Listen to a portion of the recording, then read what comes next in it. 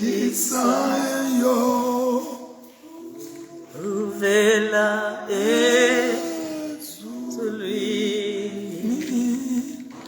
sengihlukene nezwe lobona obegezela Jesu mobegezela. Ukuze ngingashaywa isikhathi bazalwane ngithi asesime sengce kancane lapha ekufundiseleni ngekubonga ngoba namhla nge-Ash Wednesday sesike sithinze nje kancane 5 minutes or so ngihlale phasi ngale ndzaba yalolu hambo lesesilicalile namhla luhambo lwaJesu lokuya emncamlezweni ngoba thina sibazalwane savuma ukuthi Jesu uyinkosi etimpilweni. Uyathi inkosi nguloshaya umthetho manje. Bese kuyamangalisa thina sesishaya umthetho. Singathi safuna nokulalela ukuthi uthini lo mthetho wale nkosi. Amen. Amen. But nje asesibukeni kancane ukuthi ngiluphi lo hambo sesiqala kubheke kithi sendenzini inzima yethu lemele siyidlale. Lapha siqale ngalendzaba Sunday yale transfiguration ihleli kakhulu empilweni enhlitweni yami. Ngibani ngiLuka chapter 9 asesifunza verse 28 first bazalwane sehle nje kancane. Ngifundzeni masutholile sibambe isikhathi. Ngemva kweliviki akushito lo. Ngemva kweliviki verse 28 akushito lokhu uJesu le usitheni yeJesu emva kweliviki hamba ku verse 21. Jesu wabathosa ngendlebe wathi lokho bangakutsheli muntu. Jesu wabatho yes qhubeka. Waqhubeka Jesu wathi na ingqikithi yenzalo. Indvodzana yemuntu ifanele kuhlupheka kakhulu. Indvodzana yemuntu kufanele ihlukuhlupeka kakhulu. Ilahlwe tibonza tenkolo. Nebapristi labakhulu. Nebafundisi ifanele ngalamanye amagama Jesu batshela athi yena soya uyawubethelwa. Kuhleka kwaPaul athi yeTimotheo mina sengiyanikelwa. Ngalamanye amagama Jesu batshela wethike lo mbhali emva kwelivika kushito lokho akhuluma etindzaba letibhlungu kangaka tethi yena uyawunikelwa wase uthatha abafunzi bakhe labathathu wenda njani na siyabathi labafunzi boPetro na John na Jacobe wahamba nabo bafunzi beka basebenzisa kakhulu ngoba uma noma sekhaya kuba nemfana nje lomsebenzisa kakhulu. Angathi nje lento iyatendekalele na Jesu kanjalo bafunzi beka uyabathatha ke labafunzi bakhe uhamba nabo uthi asambeni siyothandaza. Amen. Uma bafika lemthandazweni bazalwane indzaba seyakhe sesive kwendekana. Qhubeka asathandaza verse 29. Yes. Asathandaza buso bakhe baguquka. He was transfigured, waguquka transformed, wakatimula. Wenda njani? Sesifunzeke kwase kwende kanjani? Kusenjalo kwabonakala emadvodza lamabili asakhuluma naye. Kusenjalo kwabonakala emadvodza lamabili akhuluma nawo bobani? Babonakala ngemkhathi nabo bakhathimula njengaJesu. Lamadvodza lamangaki bazalwane? Lamabili. Sasamathathu lamadvodza lapha entsabeni. Mose ume ngalaphana nakunjana na Elijah ume ngalana ngalana kwaJesu Jesu lamkhathini sebayakhathimula bomtrila abantu kwabanenfo yinye. Why labantu labangi-3 kwabanenfo yinye bakhathimula bonke? Sisite Jesu ukhuluma indzaba letibhlungu nyalo Jesu sobonakala soyakhathimula. Uthi-ke lo mnye umbhali engifunda athi why emva kweliviki yeJesu ukhuluma indzaba letibhlungu. Uthi-ke lo mbhali wo Jesu bekachaza kona ukuthi akunawugcina ebuhlungwini. Thine makholwa asinawugcina emhlabeni kulama challenges lesibhekana nawo, kuleti ngqinamba lesibhekana nawo, kulokudzingiswa lesibhekana nawo. Asinawugcina lapho, siyawugcina sesikhathimula, siyawugcina ebungqeleni, siyawugcina ekujabuleni kwaphakathi kuhle kwebantwana baka-Israyeli bathunjwe ngema-Babylonians, ema-Chaldeans. Kwentekani kubo? Bahlupheka kakhulu eveni lekuthunjwa, kodwa kwefika lilanga lekukhululwa. Kanjalo nathi thina emaKristu kulo mhlaba lesihamba kuwo, noma ungasingenise kudzingisweni longakanani, kodwa ekugcineni ikhona inkhathimulo lesihlalele. But ikhona lekumele sengekuko kulo mhlaba lokubhekeke ukuthi sikwende. Lamadoda lamathathu bazalwane, kune common characteristic kuwo. Kunento bobathathu lebayenda i-fasting ya 40 days. Amen. Njengoba singena 40 days nje. Lo hambo thatha how many days? 40 days. Bangena 40 days. Elijah wakhuphukela eMount Sinai. I mean lo Mose beka sensabeni yaseSinai. Mhla athatha sizilo sa 40 days akuphalukhalo lakhe athi nothing ongena la mlonyeni. I-fasting le. Wangena kuphi? Fasting. Esizilweni. Elijah wakhuphukela eHoreb. Naye wathatha in fact Mose wazila 40 days labang 40 days labang twice. Wazila uNkulunkulu makamnika imithetho leshumi noma ishumi noma 500 khona lapho. Hayi phela mfundisi bengi 500 wecala leyo ayiphihlita bengi 500. Lokwesibili masekabuyele uyakhumbula makehlaka udana lemithetho ingi 500. Uthi tobanika ukhanza bende lithole lapha wakwatha kakhulu. Kuthi ngihleli nezulu mnelena ngiyahuba ngenda konke ngithembe ukuthi nani lapha siniyahuba nikhonda lo kani sentitakhele enkulunkulu kwaphahla.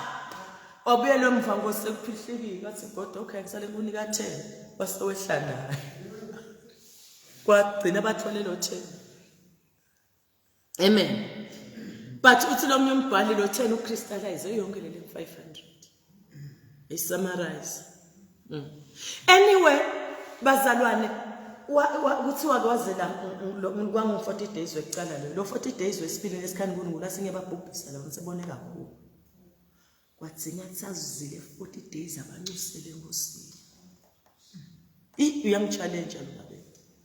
Abancusele enkosini yathi uyamncusela umuntu uyabona lokuzila bazalwane akusindlala. Phela vele ubade imbambo ngokuthatha lo 40 days. But there's a period, secret yankulunkulu la uhamba sokuba khona nje. Uma ukufasting wabeketela. In fact mina ngase ngifunza kulamalanga ifasting kwavele ngela fasting. Uyabona bofamsa lesikhani kumele uhambe ihambo lolitside. Ungene tincwadi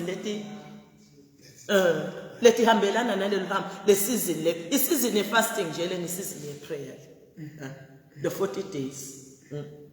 Uthi lo mbhali the founder usiteng Hippocrates kusho ukuthi bodokotela batadisha ngayo umfounder ye modern medicine uthi kude info lelapha njenge fasting umtimba wakho uthi utawuqala labanye babulawa inhloko mina bengicela ukuthi mangibulawa inhloko shotha ngeke le fasting no uthi la isikhani ubulawa inhloko isinus la uya detoxa umtimba wakho uya detoxa isayini yalo awu lesikhalo vabuhlungu isayini ukuthi uyadetoxa. Luthi labanye baphelelwa buthongo uthi bayamtshela ukuthi siphelelwa buthongo umfundisi uthi hey chubekani because there comes a season lapho soflotha khona nje sekumnanze nalo mlomo uve ngazokusikhona leka sekaphe emaswidi uma uchubana le fast ngizama ukuna encourage abazalwane ukuthi uma nihlangana nani but make sure ukuthi lo 40 days awuphelwe lapho noma sothatha ilanga linye nje uthi Nkosi namuhla noma nje uyekelana angathi nomnekela isapha yini noma uyekele inye nje one of the force kwemini zakho lo wadla konke ngala ngathi usudondla makakhe nebanye bangawuvala umlibala libala kancane bayashi. Amen. Praise God. Sithi ke labantu yini imfihlo yenu yeMose yini imfihlo yenu yeElijah yini imfihlo yakho eJesu ukuthi ukhatimulo ingoba ngathatha 40 days fasting. Amen. Semhlabeni. Nathi bazalwane simelwe ukukhatimula. Lenkatimulo in fact lo baseKorinte lesimfundisi ukhuluma ngenkatimulo. But there is a journey that we must travel through fasting. Fasting and pray. Amen. Fasting and pray. Fasting invo yini. Ne ukhulume ngafasting bese usakhuluma ngepray. Invo? Ngiyahambelana. Fasting and pray. Fasting. Ungesabi lesikhansova. Kwangasibona ukuthi uya detox. Basosho njalo lo founder. Hypocrite. Uthi uya detox. Uthi usungalomnyele ebhalise 101 reasons why you should fast. There are 101 reasons why you should. Meaning there are so many benefits fasting. Amen.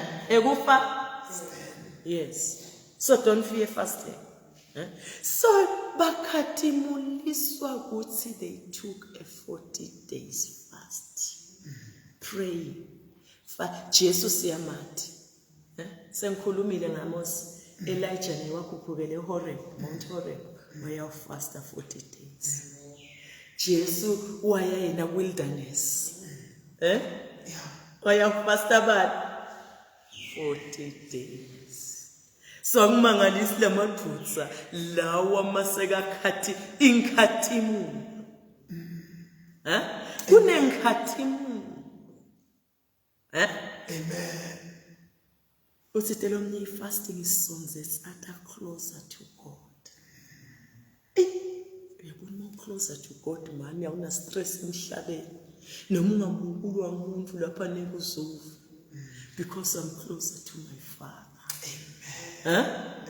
I am closer to my Father. To my Father. So ngithi bazalwane asingeneleni le fasting sihambe lolu hambo sitshengise ukuthi sikanye na Jesu at this time of the nakunjani. Ema celebrations noma ngabe anjani angakanani kulomnyaka kwakushada sihlobo sethu na kwekithi zathola ikhadi lemhlaba uyabona bekusihlobo sethu. Wathi emlangeni how ukhona umuntu ongaya ku celebration kusikhathi salent ngayiva lenza sine nje amaKristu masiplana kwasiplani nakunjani ngesikhathi salent. Amen. Lenti nje ushotha sishiye konke bese siyajula bese senda njani siyajula emthandazweni siyafast. Okay, tintathu letimvu. Tintathu letimvu njengoba thing 3.